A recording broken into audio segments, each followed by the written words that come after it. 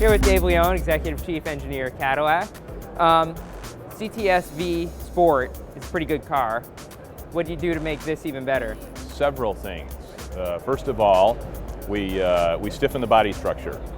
We went ahead and added about 25% greater front torsional stiffness with this car. How do you do that? We do it several ways. First of all, we have a tower-to-tower brace that's on this car that isn't on the others. We have diagonals that go from the front radiator tie bar down to the bumper beam. We have stiffer reinforcements in the rocker bulkheads.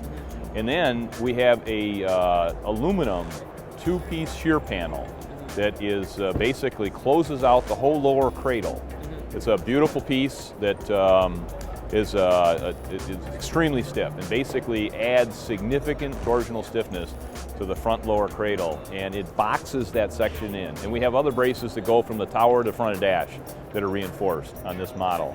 And what that does is that makes the front of the vehicle rock solid. With 25% greater stiffness, we now are capable of handling the greater cornering and steering loads that you see with the Michelin Pilot Super Sport tires, which are larger footprint. They're 265/35s up front, 19s, and 295/30 19 Pilot Super Sports in the rear. That's pretty big. And they have incredible grip. They're capable of 0.99 Gs lateral acceleration.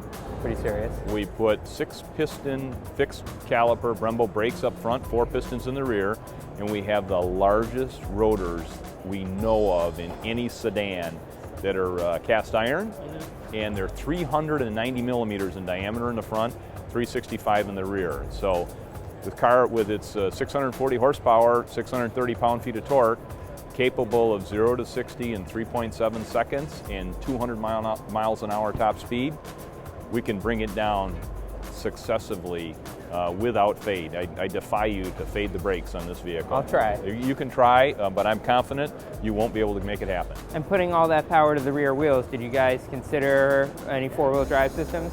We did, but four-wheel drive brings with it another 200 pounds in mass. And steering performance and agility was really important to us.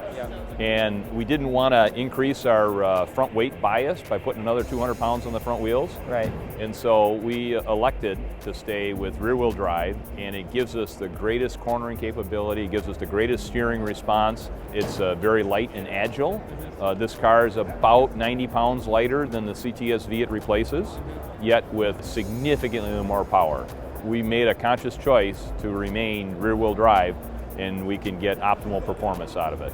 This isn't your first CTS-V. What did you learn in the process, and what do you think are the main areas where this surpasses the last one? It has a greater performance envelope in terms of acceleration, braking, steering, ride, and isolation. And so in every measure, it's more refined and more capable than the second generation. This is our third generation. Right. It's more refined and more capable in every measure than the former generation car.